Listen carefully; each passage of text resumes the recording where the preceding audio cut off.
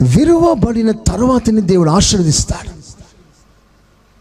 ఈ అద్భుతమైన సత్యం మీరు అందరూ తెలుసుకోవాలి. విరిగిపోతున్నారా? బాధపడకండి. నీ స్థాయి పై స్థాయిగా మారబోతుంది. నీవు 10 మందికి ఆశీర్వాదంగా ఉన్నావేమో, విరిగిన తర్వాత 100 మందికి నువ్వు ఆశీర్వాదకరంగా మార్చబడతా. ప్రైజ్ ది లార్డ్, హల్లెలూయా. ఈ నిరీక్షణ మనకు అవసరం.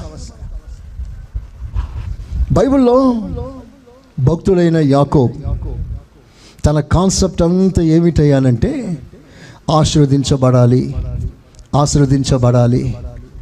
అవసరమైతే ఎవరి కాలైనా పట్టుకుంటాడు, ఎవరి కాలైనా టక్కని పట్టేసుకొని నేను దీవించయ్యా అంటాడు. దేవుడు చూస్తూ ఉన్నాడు పైనుండి. ఆ దేవుడు చెప్పకే చెప్తాడు, బిడ్డ నిజంగా